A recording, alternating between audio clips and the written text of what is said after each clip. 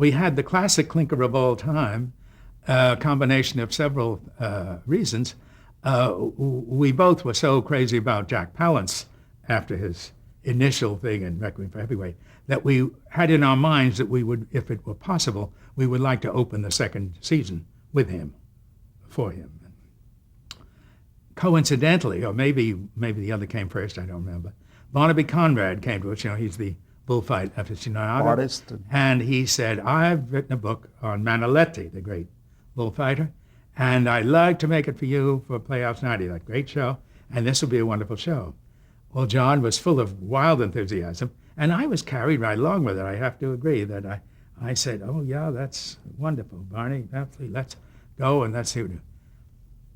Well, the script was all right. I mean, it was not, it didn't jump off the page, but it was all right, and when you think what it could be. But how could, this is a question I've asked in the press then, how could three very sophisticated men with some knowledge of the medium, Barnaby Conrad, John Frankenheimer, and me, think that you could get away with a great bullfighter doing a show live, in a bull ring with a live bull, when the bull is played by a fake bull's head that's with a couple of stagehands jerking the head up and down in the middle of people and between things so they couldn't see, lying below the camera, and just doing this to, and that was the high point, the bullfight. I mean, no matter what went up to it, it was the bullfight. Because he gets gored and killed. Yeah, and it was ludicrous. I mean, it was just plain ludicrous. And Frankenheimer is as good at doing things like that as anybody, because he is a great technician. But there was no way. There was simply no way. We already had reduced it down to just a few passes or something. But it was so terrible. We, in addition, had, because the part of the girl was nothing, we couldn't get anybody to play it.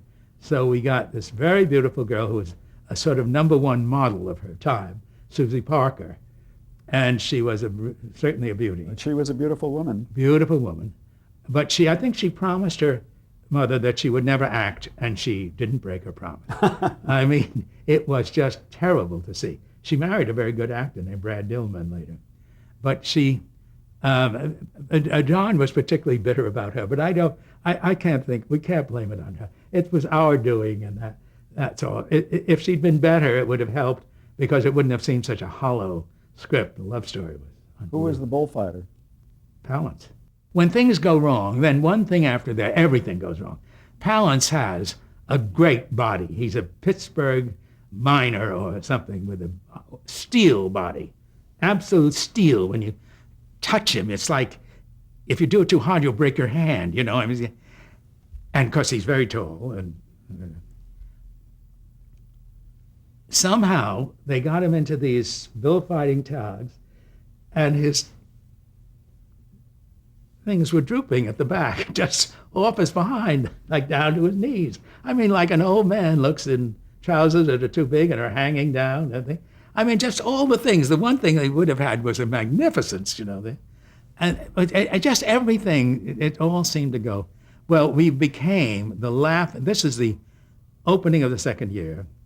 And that's where I think I touched on it before when I said, when you want to show off the most, that's when you have to be careful. You get in trouble. You absolutely do, because you're just off on a trip, and you shouldn't decide whether a show is going to be a hit or a flop. You do it because you think it's a good show, and you do it as best as you can, or you don't do it. But not saying this one's going to put me over the top, because it never does.